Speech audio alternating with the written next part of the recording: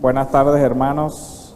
Vamos entonces a orar para ir dando inicio a la clase del día de hoy. Bendito Dios, te damos gracias, Señor, por tu bondad, por tu misericordia infinita, por tu amor, por tu poder, por tu gracia. Te damos gracias por tu palabra, Señor, la cual te pedimos que nos ayudes hoy a desentrañar su sentido, a aprenderla, Señor, y a ponerla por obra, que ella cambie nuestra mente, nuestro corazón y nos ayude a perseverar en la fe. En el nombre de Jesús, nuestro Mesías. Amén.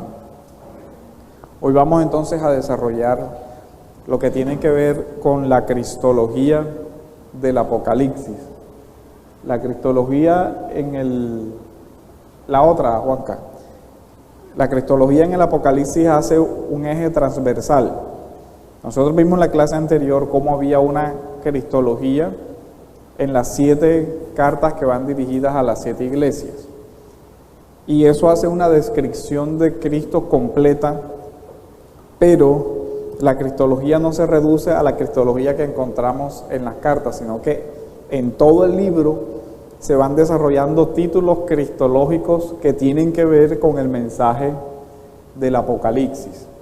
Entonces, es importante ver que estaríamos frente a una visión de Cristo que compete al Cristo de la iglesia y la obra de Cristo en el mundo.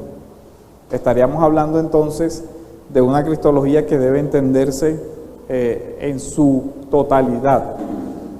Es el libro en su conjunto quien nos expresa la visión de Cristo de forma completa. Es importante ver, ya vimos las cartas, la panorámica de las cartas. Decíamos que aquí, en esta primera parte de las cartas a las iglesias, hay una cristología. Pero con los septenarios, entendiendo que es Cristo quien va desatando cada sello, también se van mostrando atributos de Cristo que vamos a ir desarrollando.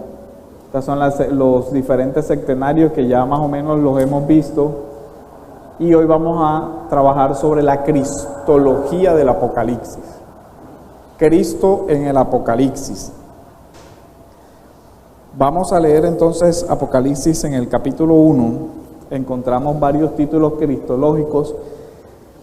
No los vamos a desarrollar todos por obvias razones, porque son muchos. Son todos estos, llegan hasta el capítulo 22, versículo 16, y son varias citas. Entonces, como ustedes tienen las diapositivas, es importante que vayan leyéndolo. Pero así a vista, uno nota, por ejemplo, que la expresión cordero, miren todos los versículos que aparecen.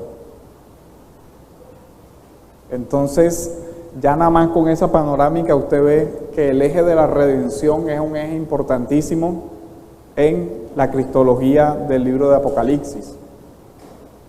Cordero, por ejemplo, ¿con qué lo asocia usted? Con sacrificio. Pero además el cordero es significativo en el libro del Éxodo. ¿Se acuerdan? El cordero pascual, símbolo de la redención y de la libertad.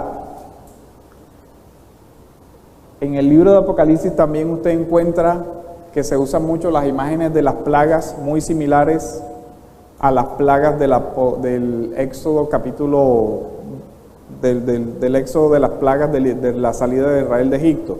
La diferencia es que allá son 10, acá se habla de 7. Ya usted sabe por qué son 7. Porque hace parte de los septenarios y la figura está construida sobre septenarios y por eso son 7 plagas. Pero hay una conexión con relación al estado en que se encuentra la iglesia.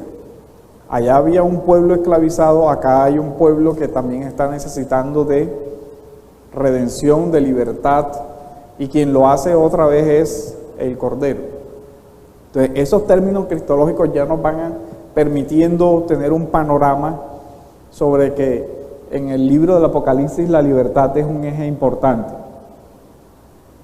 Vamos a ir viendo, por ejemplo, que el libro de Apocalipsis tiene los siguientes títulos cristológicos. Los vamos a enunciar y vamos a trabajar sobre algunos de ellos y vamos a hacer un ejercicio sobre la cristología del Apocalipsis en Apocalipsis capítulo 19.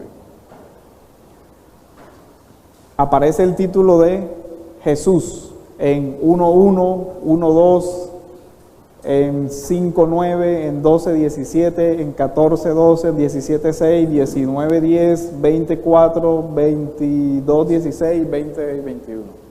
Entonces ya usted ve que Jesús recorre desde el inicio hasta el final del libro. Cristo también aparece, vamos a ponerlo un poquito más grande, Juanca.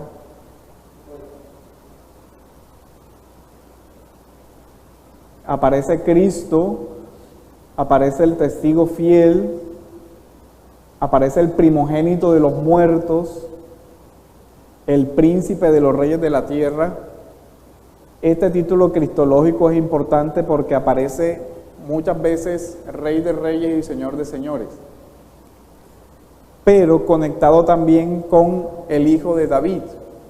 Este es la simiente de David. Entonces ya usted puede hacer una asociación de que se está refiriendo a el reinado, que Jesús es el heredero del reino prometido a David, en el libro de Samuel, por ejemplo.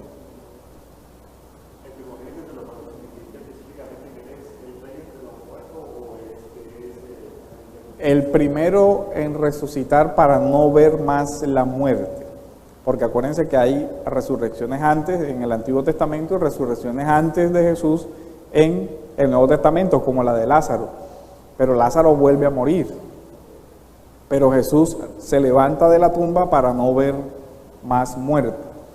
Entonces es el primero de esa particularidad y el único de esa particularidad. Príncipe de los reyes de la tierra. Y miren este título cristológico interesantísimo: el que nos ama, nos ha lavado con su sangre de nuestros pecados. El que ha hecho de nosotros un reino de sacerdotes para Dios su Padre. Un hijo de hombre. ¿A qué le suena este título? A Daniel. En Daniel este título aparece como escatológico y en el contexto del juicio. ¿Se acuerdan? Daniel 7. Entonces ya usted ve las referencias al Antiguo Testamento ahí. En la Biblia 1960, en el punto del 1.6, el que ha hecho de nosotros un reino de sacerdotes, ya dice que nos ha hecho reyes y sacerdotes, para decir que nosotros somos reyes. Se refiere a la herencia del reinado eterno de Dios. Después dice: el que vive, estuve muerto, pero ahora estoy vivo por los siglos de los siglos y tengo las llaves de la muerte y del Hades. El que tiene las 7 estrellas, el que camina entre los 7 candeleros de oro, el que estuvo muerto y revivió, miren que aparecen. El que tiene la espada aguda de 2 filos, figura de el juicio. Esto dice el Hijo de Dios, aquel cuyos ojos son como llama de fuego y cuyos pies parecen de metal precioso. ¿Se acuerdan la estatua de Daniel? Los pies son un símbolo de la estabilidad en el Medio Oriente antiguo. El que sondea los riñones y los corazones. Allí alguna parte aparece riñones con otra traducción.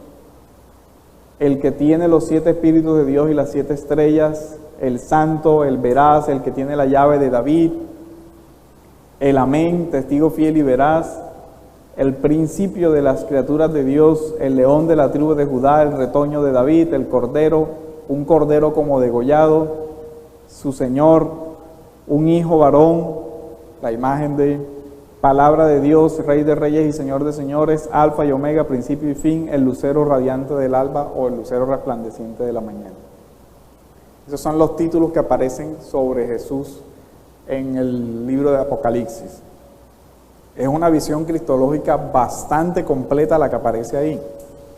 Y por eso decía, es bastante triste el estado actual de la exploración exegética del libro de Apocalipsis y de la teología del Apocalipsis, donde este tema, que es central en el Apocalipsis ni siquiera se aborda en mucha de la literatura, porque se ha unilateralizado el estudio del Apocalipsis solo hacia lo que tiene que ver con los eventos futuros, y eso ha, digamos que oscurecido mucho del sentido del texto, porque esa parte del futuro no se ve clara si no se tiene en cuenta estos elementos, pero hay temas que ni siquiera salen a relucir. Por ejemplo, usted en Apocalipsis ve una cantidad de himnos que reflejan la liturgia de la iglesia del siglo I. Ahí está. Ese tema no ha sido abordado en muchos aspectos. La himnología que aparece ahí no ha sido desarrollada, la himnología de Apocalipsis. Himnología que remite también a la himnología del Antiguo Testamento, porque se cita en palabras del Apocalipsis el himno de Miriam, que echó a la mar. Hay una remembranza de un himno similar en Apocalipsis de el que se dio en el Éxodo. Veamos el título de Apocalipsis 1:4. ¿Quién lo puede leer? Juan, a las 7 iglesias que están en Asia, gracia y paz a vosotros, del que es, y que era, y que ha de venir, y de los espíritus que están delante de su trono. Si nota la construcción de aquel que es, que era, que ha de venir. ¿Por qué se coloca, por qué se empieza por el tiempo presente? Nosotros, ¿cómo hubiéramos construido eso? El que era, que es, que ha de venir. Pero no es un error de dicción, es una teología donde se coloca la eternidad en el centro y a Jesucristo y al Padre como Señor de lo que aconteció y acontecerá, porque Él es eterno. El que es, ese verbo, la forma de la estructura, busquen Éxodo 3:14. Yo soy el que soy. Es el mismo, es el eterno presente, es una remembranza de esa construcción. Y esta construcción aparece varias veces en el libro de Apocalipsis. El que es, yo soy el que soy. Y el que no tiene sombra de variación, pasado y futuro. Pero se centra en la eternidad de Dios. ¿Quién puede leer Éxodo 3:14?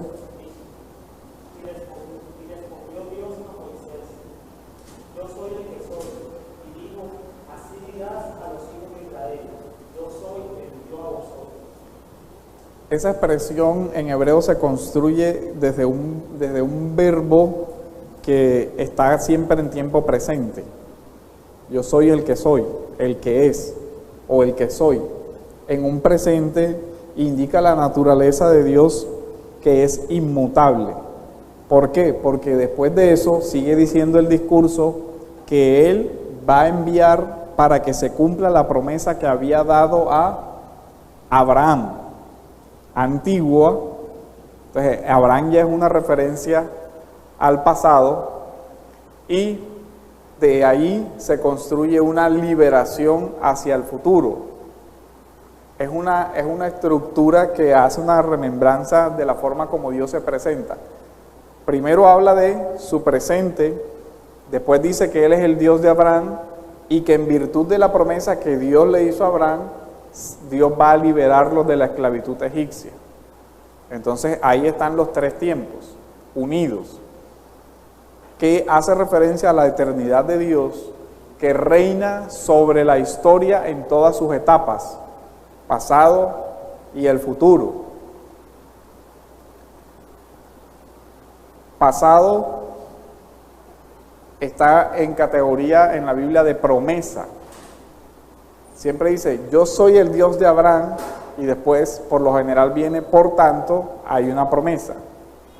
Entonces, el pasado aquí no es algo que desaparece, sino que sobre el pasado en la Biblia se estructuran las promesas. Dios se presenta, fíjense en el relato del Éxodo, dice, yo soy el Dios de Abraham, de Isaac, de Jacob. ¿Por qué esa referencia al pasado? ¿Qué implica la referencia al pasado? Implica la inmutabilidad de Dios en el presente. Yo soy el Dios de Él. Mire que dice, yo soy el Dios de Abraham. No dice, yo era el Dios de Abraham. La referencia está en presente, a pesar de que en ese momento presente Abraham ya estaba muerto hacía mucho tiempo.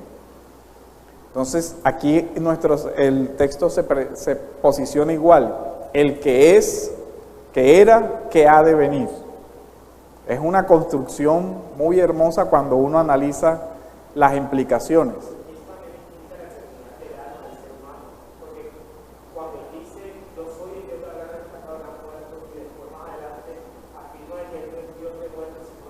Afirma la promesa de la resurrección. Porque le dice, de hecho, nuestro Señor usa ese argumento en el Nuevo Testamento, ¿se acuerdan? Cuando a él van y le preguntan, había una mujer que tenía siete maridos, en la resurrección de quién será, y él responde y agrega. Y a los fariseos también le responde que les dice, porque no habéis leído, yo soy el Dios de Abraham, de Isaac y de Jacob. Dios no es Dios de muertos, sino de vivos. Entonces, hace la promesa de la resurrección ahí, hablando de que defendiendo la doctrina de la resurrección, aclara, se defiende ¿cómo? Desde la eternidad de Dios y desde el eterno decreto de Dios. Entonces, lo que ha de venir, que es la consumación, o lo que ha de suceder después de esto, o lo que ha de suceder pronto, tiene bases en lo que sucedió en el pasado. Ese es un eje importante de la cristología del Apocalipsis también. El que estuvo muerto y resucitó y que ha de venir. Entonces, miren cómo juegan esos tres tiempos. Pasado, pero hoy está vivo, pero habrá de venir. Ahí hay un juego interesantísimo. También hay una referencia aquí vedada a la Trinidad. Mire esto, aquel que es, que era y que ha de venir. En el Antiguo Testamento era una referencia para el Padre. De parte de los 7 espíritus que están en el trono. Esa es una figura en el Apocalipsis para hablar del Espíritu Santo. Y de parte de Jesucristo, testigo fiel, primogénito de entre los muertos, príncipe de los reyes de la tierra. Entonces ahí hay una referencia a la acción del Padre, del Espíritu y del Hijo, que también es importante notar, sobre todo porque hace parte de la apertura del libro. Desde la apertura del libro hay una indicación que después se va a ir viendo. Cuando habla de las iglesias, habla de que el Espíritu está en las iglesias. Cuando llegamos al capítulo 5, habla de que el Padre está sentado en el trono. Cuando llegamos al capítulo 6, habla de que el Hijo toma el libro de aquel que está sentado en el trono. Entonces vemos la actuación del Espíritu Santo también en todo el libro del Apocalipsis. De tal forma que Apocalipsis 1:5 nos habla de testimonio fiel. Vamos a leer Juan 8:18. ¿Quién lo puede leer? Y otra persona que busque Juan 3:11.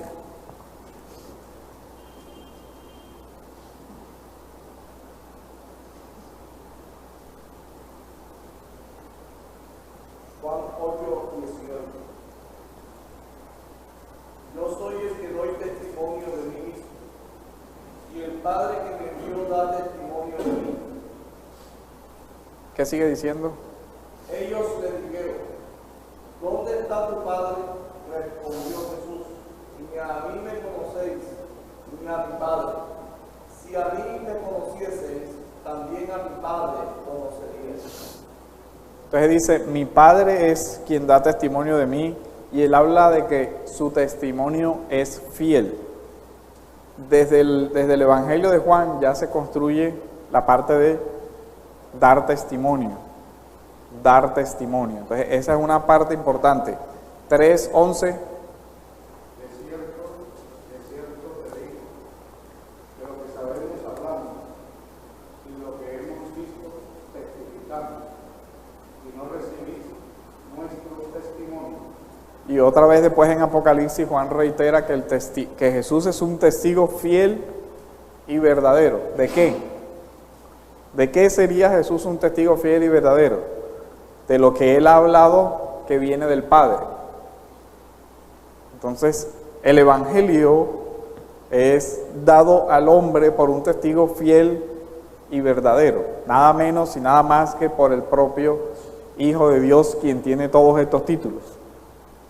El que está dando ese testimonio es todo esto, el primero y el último, el alfa y la omega, el Cordero, el Hijo de Dios, quien estuvo muerto y ahora vive, el Cordero degollado.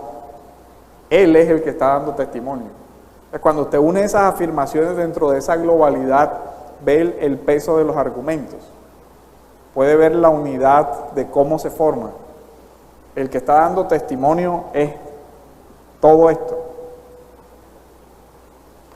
Después dice, el primogénito de los muertos. Primera de Corintios 15:20 y Colosenses 1:18. Podemos ver ya esas referencias aplicadas a Cristo.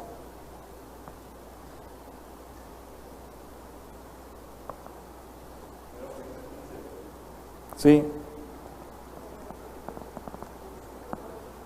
Ahora Cristo ha resucitado a los muertos, primicias de los que durmieron es hecho.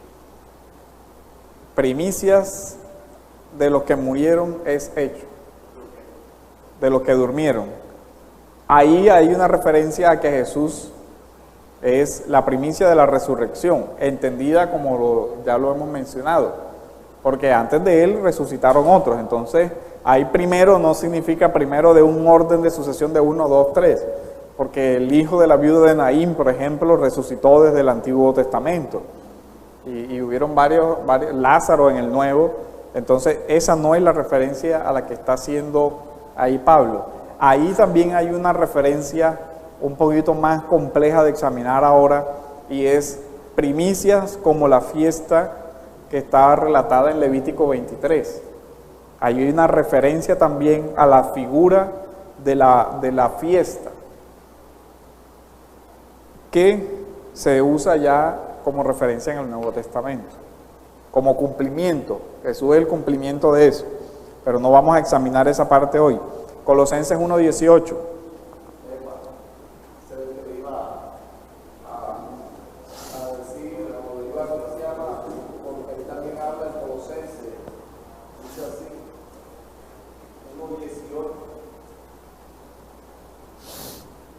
Y él es la cabeza del cuerpo, que es la iglesia, el que es el principio, el primogénito de entre los muertos, para que todo tenga la preeminencia.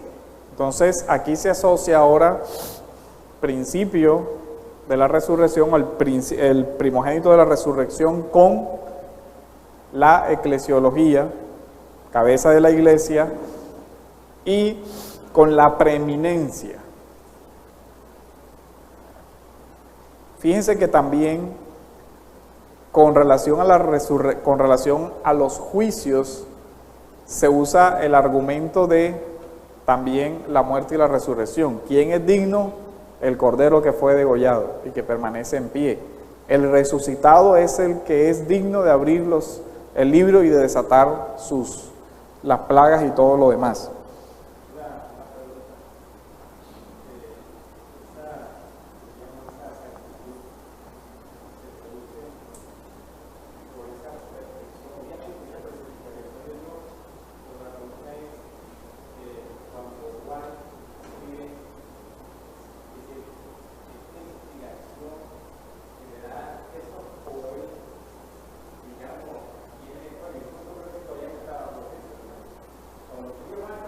Sí, es lo más probable porque Juan, la carta estaríamos hablando del 90 y pico y las cartas son entre el 50 y el 60. Entonces ya conocía las cartas, o presuponemos que las conocía porque no estamos del todo seguros.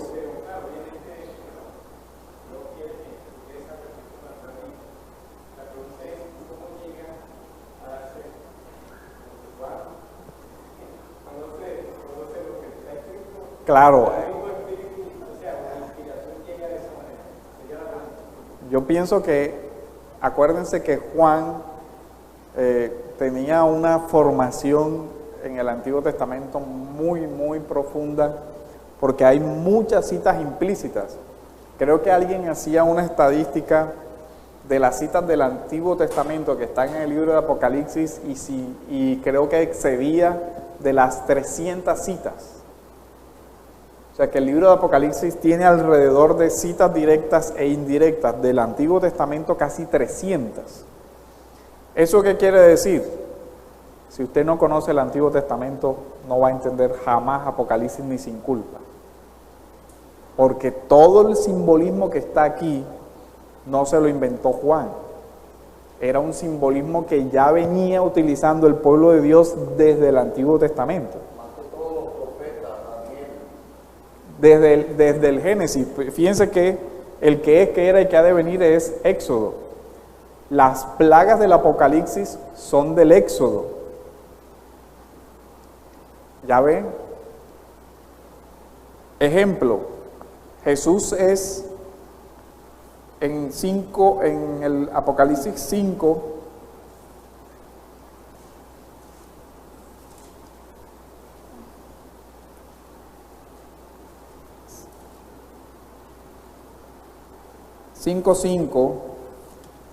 vamos a leerlo. Dice, ¿recuerdan cuando Juan está llorando porque el libro no se puede abrir y todo lo demás? Se le acerca, pero uno de los ancianos me dice, no llores, pues ha triunfado el león de la tribu de Judá. ¿Ya ven? Pero esa referencia, ¿de dónde saca usted el significado? Tiene que saber qué implicaba la tribu de Judá. Por allá en Génesis 49 dice, y no será quitado el cetro hasta que venga Silot, dentro de la tribu de Judá. La realeza vendría de uno que era descendiente de la tribu de Judá. Entonces, si usted recuerda la promesa de Génesis, Apocalipsis está diciendo que aquí se está cumpliendo. Y está diciendo que en quien se cumple esa promesa del cetro es en Cristo. Esa es una teología del Génesis en el Apocalipsis. Si usted une además de eso, el león de la tribu de Judá, el retoño de David, segundo libro de Samuel, capítulo 7. No será quitado el cetro, el trono, hasta que uno de tus descendientes se siente sobre el trono. Pero la dinastía de David cayó más o menos en el 700. Y desde ahí hasta que el Evangelio comienza con uno que es el hijo de Abraham, el hijo de David. Entonces, el concepto de realeza del Apocalipsis es el concepto del trono de Dios tomado del concepto de realeza de las promesas que Dios le había dicho a David. Si usted no entiende la noción del reino de Dios en el libro de los Reyes, ¿sí ven? Entonces ya pasamos del libro de Génesis, Éxodo, Reyes, no va a entender lo que está hablando aquí. Usted tiene que conocer el Antiguo Testamento si quiere leer el Apocalipsis, porque este es un libro semítico construido ya sobre un andamiaje teológico de muchos siglos. No puede una persona caer aquí sin conocer cómo se formó la simbología y qué quiere decir. Así que Jesús es el heredero del cetro de Judá, que fue prometido desde Génesis 49. Entonces, desde ahí se va construyendo la realeza. Entonces, mire lo otro interesante, en 1.8,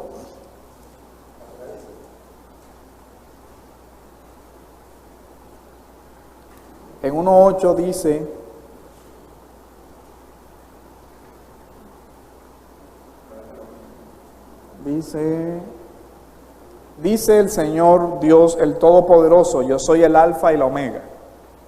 Ya ustedes son unos duchos en griego, entonces ya saben qué es el Alfa y la Omega. Es la primera y la última letra del alfabeto griego, para significar que Jesús es, ¿qué? Quien da principio y da fin a toda la historia. Todo nuestro marco temporal está regido por Cristo. Si Cristo es el que da principio y fin a la historia, entonces Cristo es, por implicación, eterno.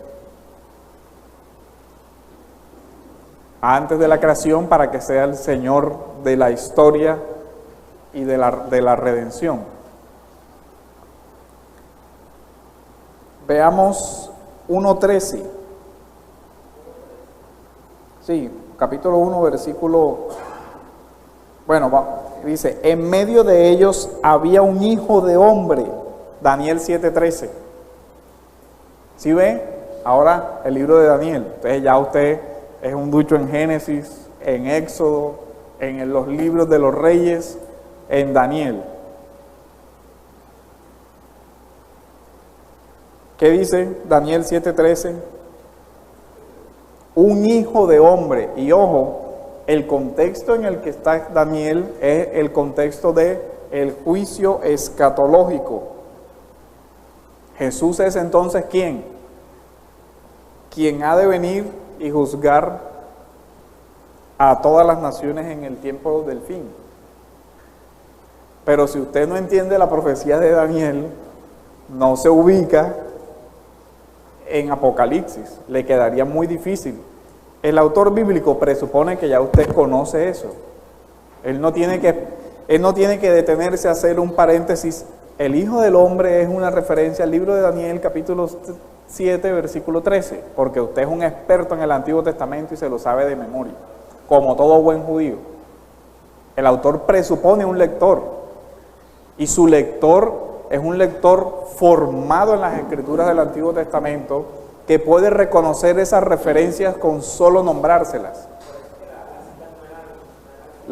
Las citas no eran explícitas porque él estaba escribiendo para un público que tenía su mismo referente de cosmovisión, tenía su mismo horizonte cultural, que tenía su misma educación y que manejaba un imaginario igual.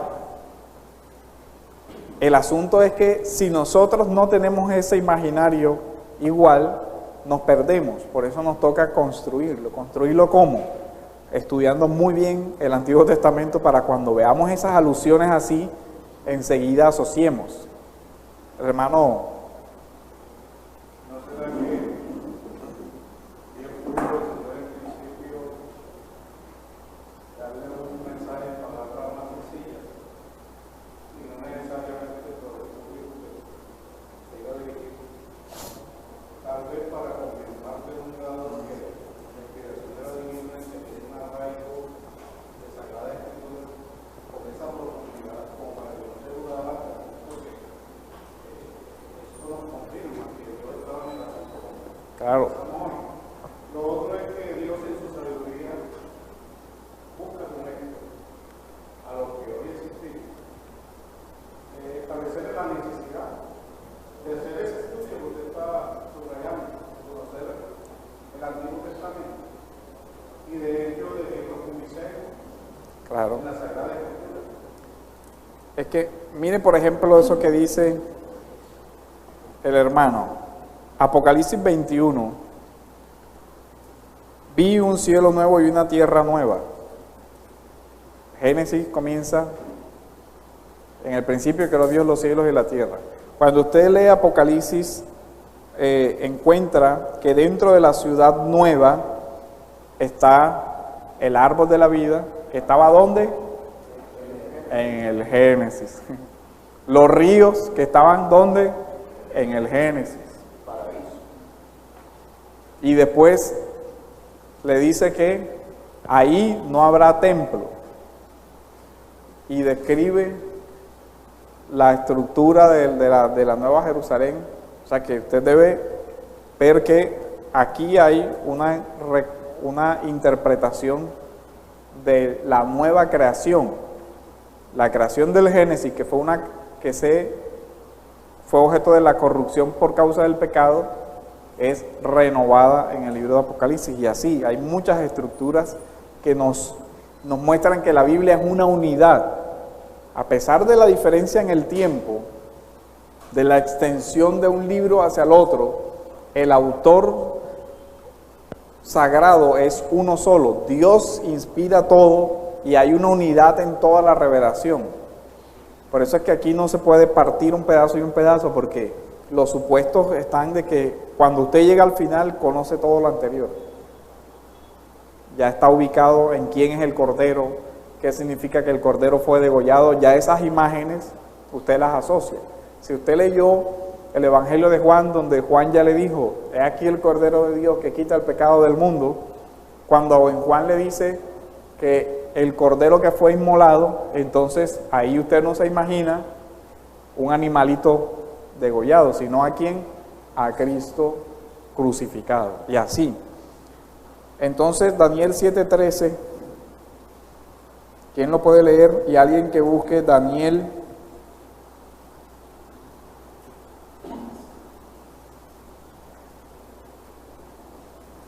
Y creo que no nos da. Vamos a pasar a hacer el ejercicio de Apocalipsis 19 porque después no nos va a dar tiempo.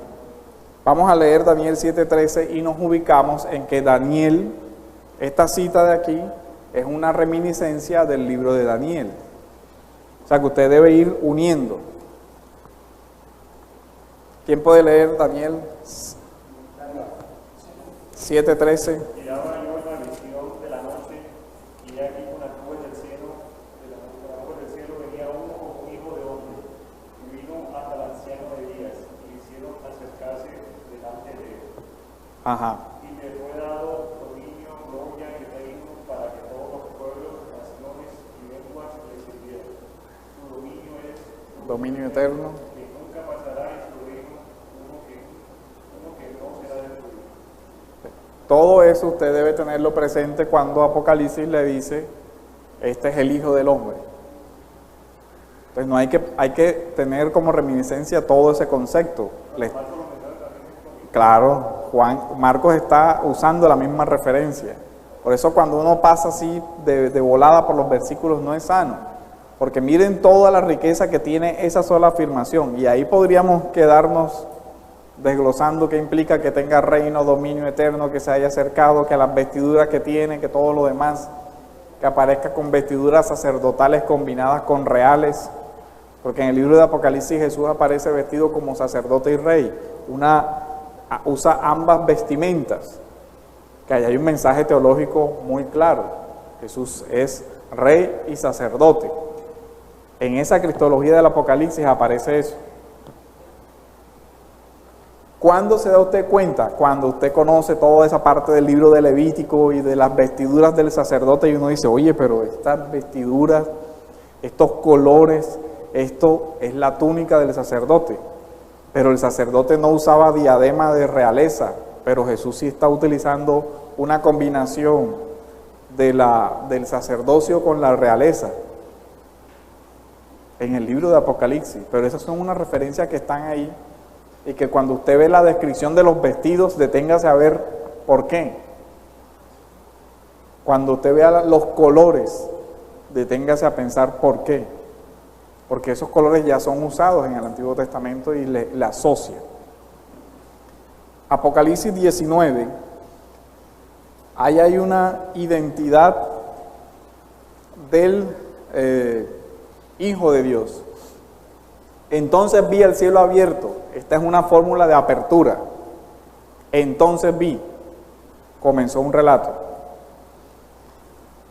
Y cierra en el 20:1. 1, cierra en el 21 del 19. ¿Cómo se da cuenta? Porque el 21 comienza, luego vi. O sea que ya se acabó la visión anterior.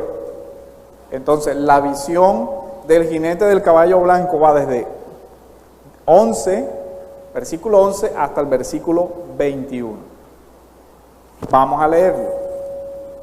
¿Quién lo puede leer en Reina Valera?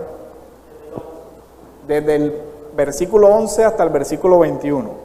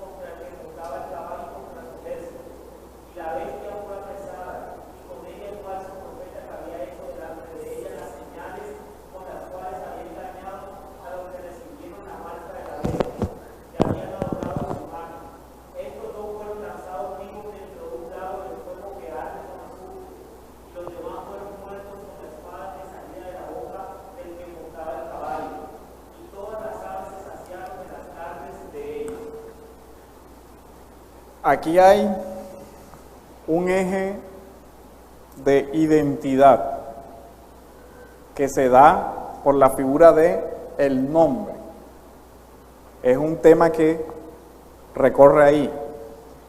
Cuando usted ve, ahí no le dicen explícitamente quién es el que está sentado en el caballo. Usted lo debe inferir por los nombres, por los atributos y por la descripción antropológica del jinete, por la postura del jinete y por los atuendos que tiene. ¿Quién es este del cual solo él conoce su propio nombre? De él se dice, para identificarlo, que es fiel y verdadero. Si ya usted leyó Apocalipsis al inicio, ¿quién es el testigo fiel y verdadero? Ya usted tiene una pista de quién le están hablando. Pero ya el autor supone que usted comenzó a leer bien desde el principio. Un nombre escrito en una corona que solo él conocía.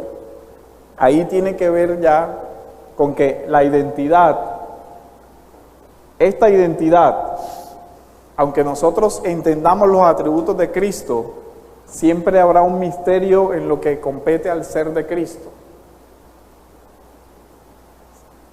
No podemos entender a plenitud a este que está sentado en ese caballo. Solo Él se conoce completamente a sí mismo. Solo Él conoce el sentido de su identidad hasta el final. Luego se le identifica como el Verbo de Dios, que es una expresión que ya ha venido utilizando Apocalipsis también. Después se le conoce como Rey de Reyes y Señor de Señores. Ahora veamos los atributos del jinete. Otra vez, cuando habla de los atributos, se le describe como fiel y verdadero. Reitera otra vez como atributo lo que ya dijo como nombre. Y el jinete es justo. Juzga y pelea con justicia. Ahí nos va construyendo la identidad del jinete. Luego pasa a una descripción antropológica del jinete, donde comienza a decir que el jinete comienza a describirlo por sus ojos, por su cabeza, por su vestido, por sus pies y por su boca. Esas son descripciones del ser, la antropología del jinete. Versículo 12, ¿qué dice? Describe los ojos. Ahora, los ojos son una referencia al mundo ¿de qué? Del conocimiento. Este tiene ojos como llamas de fuego. Esa es una referencia a la omnisciencia del jinete. Tiene un total conocimiento de todo lo que sucede en el universo. Sus ojos. ¿Quién lo lee? El 12. Sus ojos eran como llamas de fuego y había en su cabeza muchas diademas. Bueno, ojos como llama de fuego. Entonces es una referencia, el fuego es una implicación ¿de qué? ¿De qué? Del juicio. Entonces, hay un conocimiento perfecto para juzgar. Su cabeza tiene ¿qué? Entonces, el que va a juzgar es rey. La diadema es símbolo de la autoridad. Muchas diademas es un superlativo es una realeza muy grande. Sobre sí hay una gran autoridad.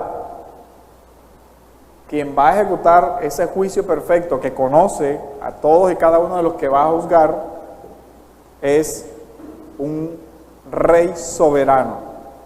Entonces ahí va implícita la soberanía, el atributo de soberanía. Entonces ya tenemos el atributo de la omnisciencia, el atributo de la soberanía, el juicio, el vestido. ¿Cómo iba vestido? 13, versículo 13.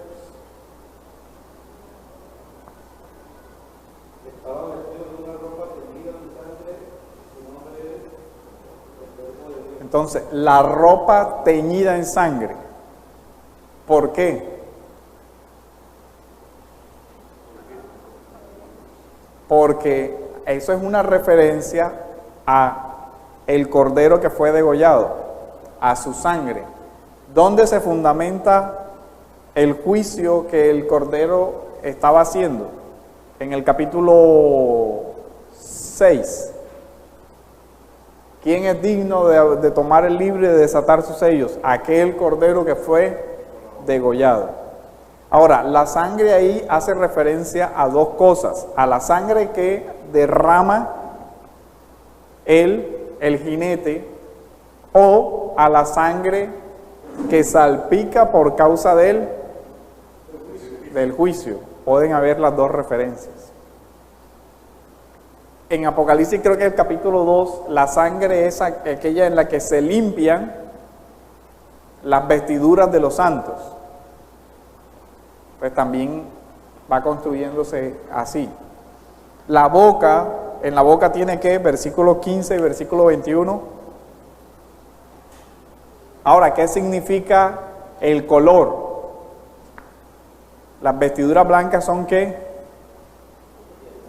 De pureza, de santidad. El juicio es el de un juez santo. En la boca tiene, ¿qué cosa? 15, versículo 15. Una espada aguda para herir con ella a las naciones. Y el 21 dice: y los demás fueron muertos con la espada que salía de la boca del que montaba el caballo. El juicio se hará a todas las naciones de acuerdo a qué? A la espada, que es un símbolo en el Apocalipsis de qué cosa? De la palabra de Dios. La humanidad va a ser juzgada de acuerdo a la palabra de Dios por aquel que es él mismo el verbo de Dios. Sus pies son como que 15, versículo 15.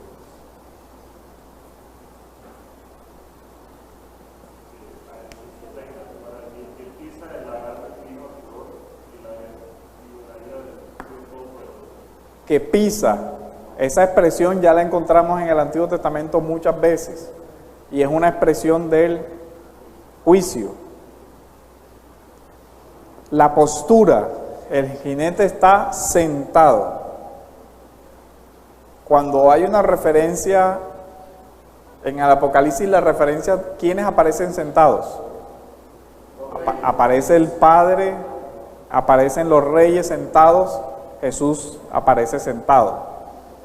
El color del caballo es blanco.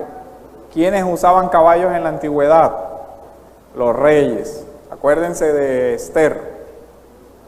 ¿Los colores de los caballos de los personajes tenían algún significado? Claro que lo tenían. Los caballos se utilizaban en las guerras. Entonces, va usted construyendo el sentido.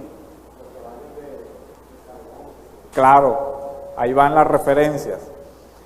Entonces, el jinete tiene un cetro, símbolo de ¿qué? Autoridad. Recuerde los cetros de los reyes. Los pies son los ejecutores de la ira de Dios, que es una metáfora que se usa por toda la Biblia. Entonces, el contexto es de ¿qué? De una guerra, ¿cierto? Ejecutores de la ira. El pisa, el lagar, es una figura de autoridad. Acuérdense del Salmo 10 donde dice, pondré a todos tus enemigos bajo tus pies para ser pisados. Es una forma de avergonzarlos y de aplastarlos. Entonces todo nos ubica en el contexto de una guerra, ¿cierto? Todos los elementos son de guerra. ¿Quién saldrá victorioso? Pues obviamente que el jinete. El jinete se hace acompañar de un ejército que le seguía, pero no pelea.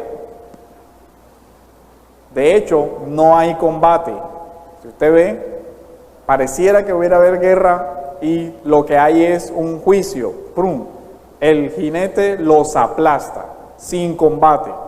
¿Qué significa eso? Obviamente la humanidad no puede hacer resistencia a esa figura todopoderosa, regia, que tiene todo conocimiento, todo dominio, todo poder. No pelea ni el jinete ni los que le seguían, ni siquiera hay combate. Usted no nota que va así como que bueno, se va a armar la pelea y ¡prum! Después desemboca en y comerán carne, tomarán vino de la sangre de ellos y después terminan en el lago de fuego, sin combate. ¿Qué mensaje da ese final?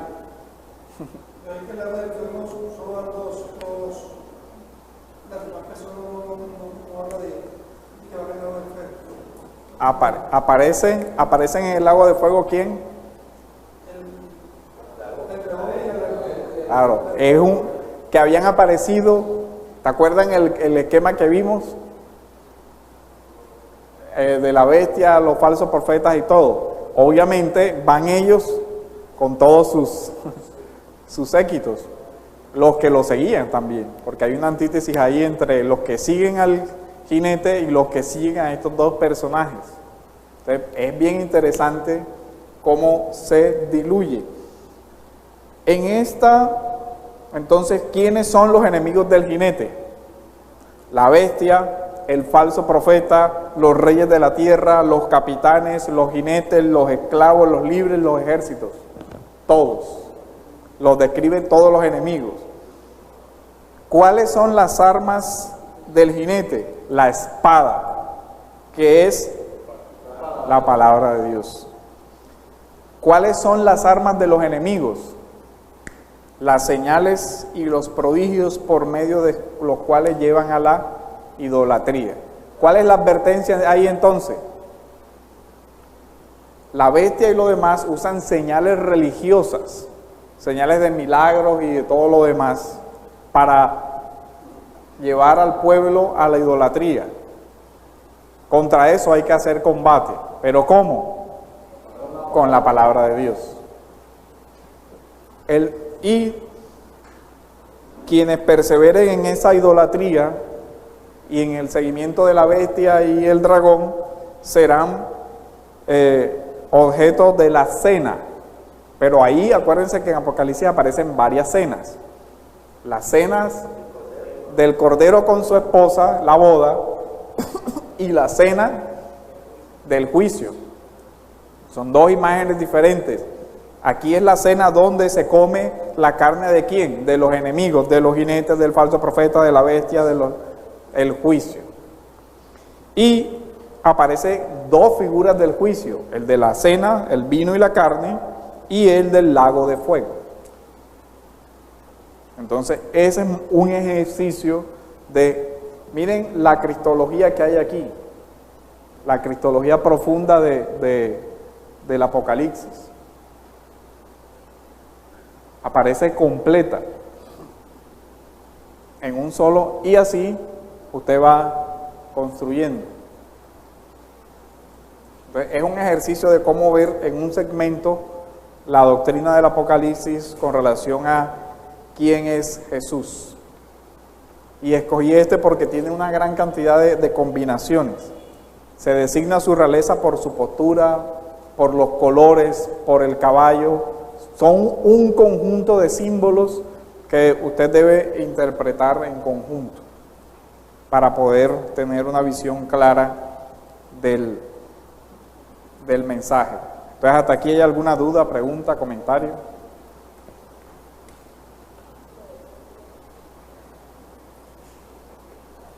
Bueno, si no hay preguntas, oremos para terminar.